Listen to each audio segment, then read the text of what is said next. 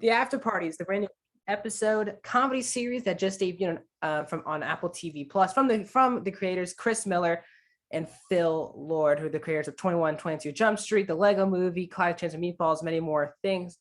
This show stars Tiffany Haddish, Sam Richardson, Zoe Chow, Ike Barinholtz, Ben Schwartz, Alana Glazer, Jamie Dimitro, and Dave Franco. And this show is about when a 15-year high school reunion after party, someone is mysteriously killed. So detective played by Tiffany Haddish comes in and questions each person at the party, episode by episode, each in their own different genre from their own perspective, trying to get to the truth on who is the killer. As I said, the show is 8 episodes long on Apple TV Plus. The shortest episode is 31 minutes, and the longest episode is 48 minutes. Welcome back to a brand new TV show review here on Max Talks Movies. We're talking the After Party on Apple TV Plus. If you're new to the channel, please subscribe and ring the bell if you're new to the channel. I love talking TV, movie, box office, and rankings. So if you like any one of those things, subscribe, ring the bell, comment down below. I will talk spoilers at the end of the video. I will go non-spoiler to start, but if you want to talk spoilers about who the killer actually was, we'll leave a spoiler tag at the end of your comment section, and let's talk about all the spoilers. Are you excited for season 2? If you haven't, were you waiting for all 8 episodes to come out to then binge it? Like the video, guys, the thumbs up button. That's how you support the channel. So as I said, basically just mentioned, this is an 8-episode series. The first 3 episodes came out on January 28th. And then it went weekly for the remaining 5 episodes. So really a 6-week show. So for the first part of this review will be a non-spoiler review where I break down my positives, my negatives, my score. And then basically in my spoiler talk, I'm just going to break down the finale and who the killer is. So this is going to be non-spoiler at the moment. So let's talk about the after party. So the main reason why I wanted to check out the show is obviously 2 reasons. The biggest by far and away reason is that this is from Lord and Miller. Now, yes, this is really Chris Miller's show. He directs every single episode in the series. He is the creator of the show. Lord only has 1 episode where he's a writing credit. So he's really, Lord is an executive producer and has a writing credit on 1 episode. This is really Miller's creation. But they're the biggest reasons why everything they touch for me is really gold. Being one of the best animated producers out there, producing movies like Mitchell's versus the Machines, Spider-Verse, being the ones who did the Lego Movie and Clyde Chance of Meatballs, but also doing live action stuff like 21 and 22 Jump Street. Pure geniuses. Then the mixture of both this all-star comedic cast with all different types of comedic actors getting together, but also the actual plot, and not the plot, but the actual design of the show is that each episode, Tiffany Haddish is questioning a character. And each episode, someone's telling their story on the same situation. Because each person is in their own world, each episode is a different genre. 1 episode is a musical, 1 episode is a horror movie, 1 is a animated episode, so on and so forth.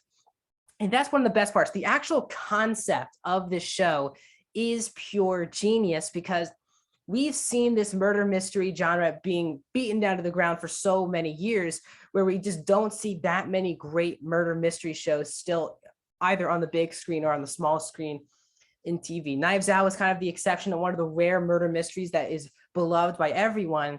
So there's always a tough challenge of trying to keep your audience guessing on who the actual killer is.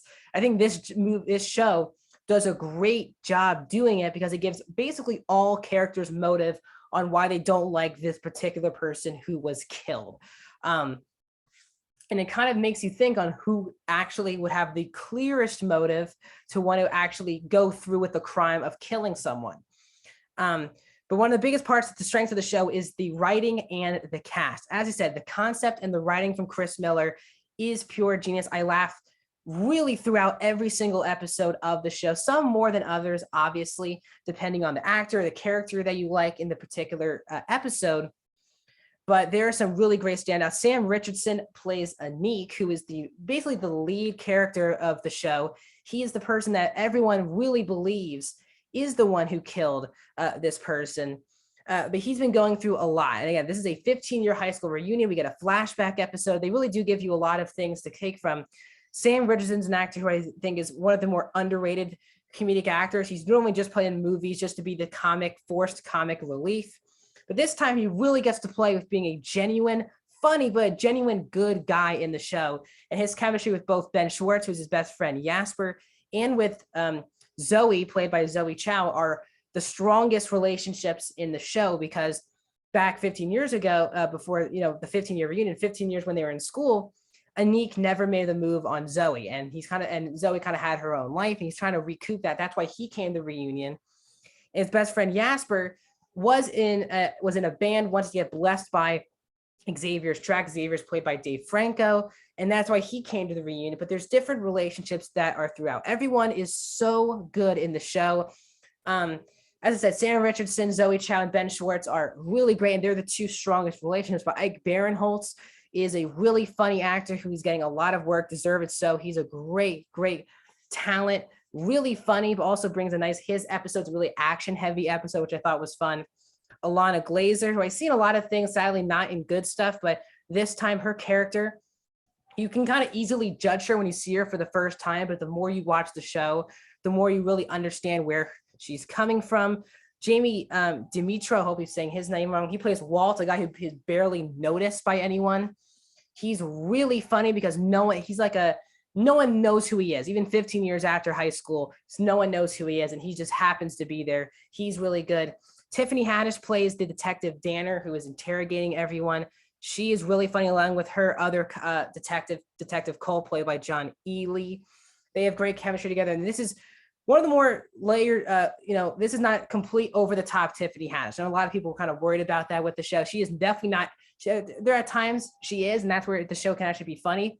But she is a detective, and you also get where she's coming from and how she can solve the case. And then Dave Franco plays the obnoxious, over-the-top superstar celebrity Xavier, and he is hilarious. They have a couple scenes of him in his movies. I don't want to spoil those great cameos. He's also a singer as well, so he has we hear some of his songs, we see some of his clips from his movies. Really funny. And it's at his house where the after party takes place, and Dave Franco steals, I think, every scene that he is in. He is amazing, and the whole cast has great chemistry together. You buy that all of these people went to high school together, and you understand how, and you really feel that 15 years have passed since they graduated high school, and that's a really strong part to the right. As I said, the show is hilarious, but the concept really keeps you going because you want to know what the next genre is for this next character each and every week, and it also keeps you guessing which characters are lying, which characters are trying to fit their truth, what characters are afraid of telling everyone else about it, and who just wants to be at the party itself. And I thought the actual genius concept, obviously the cast has to be great together and the chemistry, but the writing and the genius concept of the show is there. Now, I do want to talk about some of the issues that I had with the show, as some episodes can be a lot stronger than other episodes because they're different genres. Tonally, if you binge the show, it could take a bit of a jolt. If you're binging the show, it weekly felt fine, but I don't know if I haven't really binged the show that much, but if you binge the show, I don't know if the different genres could really affect you. One episode can go from a horror episode to a musical episode. And I don't know if that is the strongest for people who are binging the show. At times you do kind of rule out a lot of the characters, and because there's so many people, not too many people, there's more than this original big cast at the party. Some characters you feel are definitely not the killers because they did not get their own episode. And I do feel like it could have been a bit cut off at the amount of people should have been this, maybe just these people who were at the party itself, because there were a lot of other people who went to the high school who have storylines that don't get their own episode. You kind of feel like they're clearly not the killer, which I thought was a bit one of the more predictable aspect of the show is this, those characters not being even close tied to the killer. Some of the other things I wish we had I really did love the show. I'm trying to nitpick at this point. I was between two people in the final episode. Didn't really find it predictable. I just had a really good thing, and the person that I predicted to be the killer was the killer. So if you're that kind of person who's like, oh, the show sucks if I predict the killer, that's who the killer is, I didn't feel that at all. I was actually rewarded for actually guessing the killer right. But overall, guys, I really loved the After Party on Apple TV Plus. I'm going to give it 4.5 out of 5 stars, guys, an 87%. For 88%, let's go 88% for the After Party on Apple TV Plus. I really love the show. really hilarious with great comedic actors and a genius concept from Chris Miller. Before we end, let's talk about the spoilers really quick. So if you have not seen the Afterparty, go check it out. Then come back after you see the entire episodes. Spoilers in 3, 2, 1. I predicted correctly. Jasper was the killer. It made absolute total sense that Ben Schwartz playing Jasper was the killer because he had all of the security equipment. There were some really shady things about how was he in the radio? I never thought Xavier really texted him that they would hang out in 10 minutes. I just didn't feel that throughout. And I didn't really get that on the first watch. When I rewatched the show leading into the finale to see if I picked up anything, I did pick up that Jasper probably would be the killer. I was really between Jasper and Walt, just because Walt is a guy who's never noticed. It would make sense if he would want to kill someone to get noticed, but that's not what happened. And Jasper became the killer because basically he broke up with Xavier in high school, and that kind of he thought would derail Xavier's career and give himself a career. But it turned out Xavier became super famous, used his catchphrase, took his name, and became a star. And you kind of get that Jasper just wanted a touch of credit, and he did not get that.